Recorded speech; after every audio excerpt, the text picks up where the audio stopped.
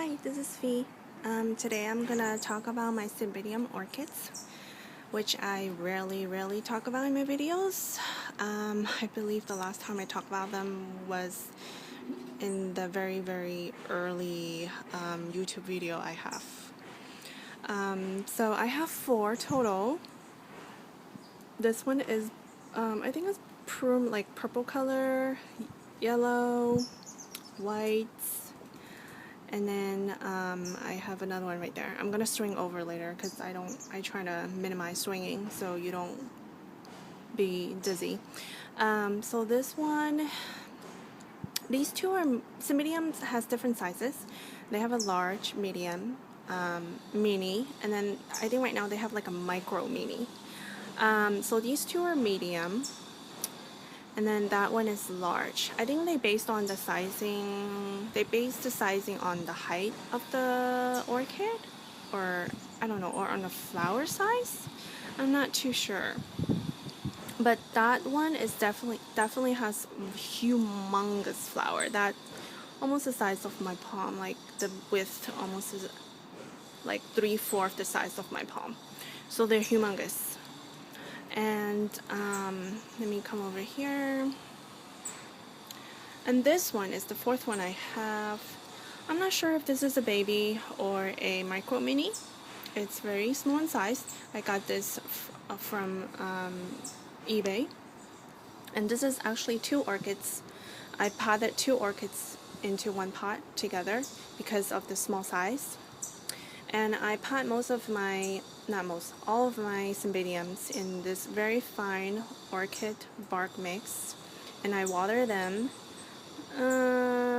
when I think it's dry by peeking into the pot because I have them potted in clear.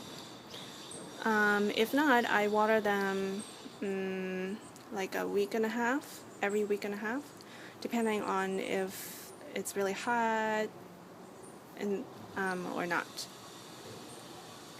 And then this is a new shoot that I put out. So yeah, I think I'll find out if this is a baby or actually a mature plant. If it starts setting out flower, then I know it's mature. And I also have some perlite mixed in between to give it some, airy. So back to the bigger ones. So I grow all my Cymbidiums outdoor year-round because I'm really blessed living in San Francisco Bay Area, where the temperature is very stable and constant.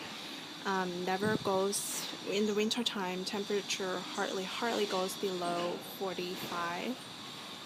Actually, hardly goes hover around that. Hardly goes around below 50. It can go below 40. It can go to 45, but never below, hardly. That's when everyone starts screaming, "It's freezing!" Anyways, and then during winter time, the temperature, the hottest it would go, it's 90, and that is very rare. So generally, during winter time, the temperature hover around 75 or 70. So as you can see, it's very mild temperature for outdoor growing of my Cymbidiums. Cymbidiums can go down to 40, but definitely no frost. You can grow your Cymbidiums outdoor if you want, but if you live in a cold climate that can get frost during the winter, I would recommend that you bring the plant indoor during frost season, and then take them outside during the summer so they can get some fresh air and sun.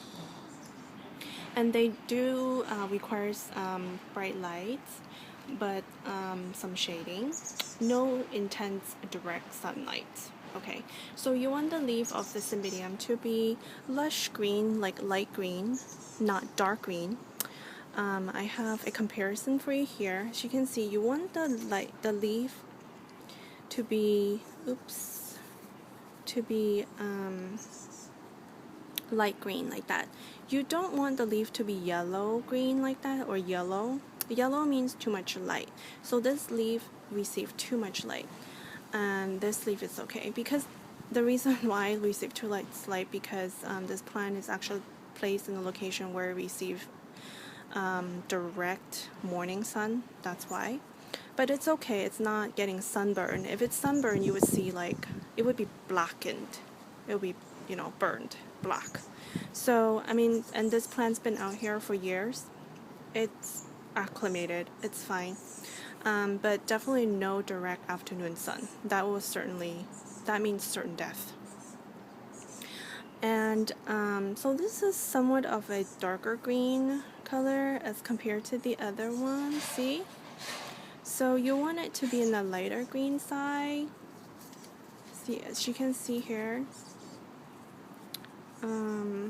this leaf is definitely darker than this one. This one is because it hung down and received very little light. That's why it's dark green. So you don't want your leaf to be this dark, okay? And then the Cymbidium growth season is during the summer. So right now, summer, it's putting out lots and lots of new shoots. Like that's right here. So this is a new shoot. New shoots come out off of the side of mature bulbs each year. Mind you, the flower spike also come out in the same manner, also looking like that, tapered. But the flower shoot, the flower spike should generally have a deeper color than the new growth. See how the new growth is very green, lush green color? It generally deeper color, but it also depends on the variety of your Cymbidium. You know, I guess time will tell. It's kind of hard to tell for Cymbidiums whether if early in this stage, whether if it's a new growth or flower spike. You would have to wait for it to grow more, like this one right here. As you can see, this one is definitely a new growth because you can see the leaf, it start to split up top. You know, the flower spike would never do that. So the tapering, the tapering shape continue on as the shoot extends upward. It will not split like that, and it will not be green as well. So you won't see this in the flower spike. What else should I talk about? Oh, right. Okay, so let's come over here. So Cymbidiums, orchids, as you can see, this bulb right here in the middle, this is a mature bulb, very, very mature bulb, I call it a senior. So senior here has all its leaf fell off. So when Cymbidium bulb flowered and it matured, became old, all of its leaf will yellow and fall off, and leaving behind this really ugly looking bulb. So what you can do is when you, if I were to repot this plant, I can snap this bulb off of this plant, and then I can either throw it away or pot it in a new pot, and within time it will send out new shoots. Basically, its only purpose, is that it's supplying energy to the plant. Other than that, it has no more purpose, in this pot. And then, as you can see, this bulb is approaching seniority. As you can see, it only has 2 more leaves left. These 2 will yellow and fall off, and it will start looking like that one. Cymbidiums are really hardy orchids. When I repot all of my Cymbidiums, they have like really extensive root system.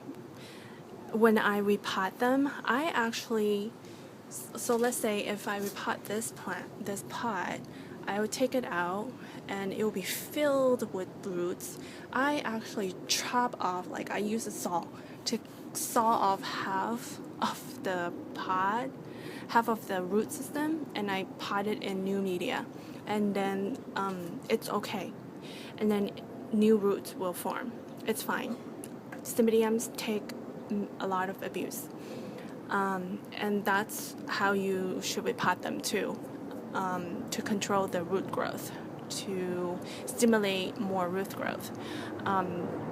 That's what I learned from a Cymbidium grower at the orchid show. And see, there's another new roots. And Cymbidium bulbs, each mature Cymbidium bulb will only flower once. Sorry about the playing, it's kind of noisy. So each mature Cymbidium bulb only flower once, and after it flower, it will never flower again.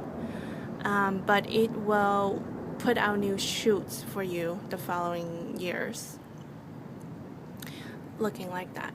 Okay, so I don't know how many mature bulb I have here, but I counted. I have like 6 new shoots. So that means next year when these new shoots, during wintertime, when these new shoots mature, I might have 6 flower spikes, because each mature plant will put out flower spike, right?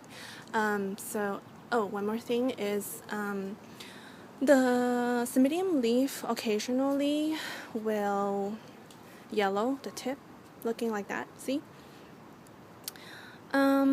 This sometimes signified too much watering or too much fertilizer, one way or the other. As long as you don't have a lot of brown tip like that, it's okay. So what you do is you just take a scissor and just cut it at a diagonal. So it looks aesthetically, it look better as opposed to if you cut it flat, because if you cut it at diagonal, it kind of resembles the actual shape of the leaf because it's tapered.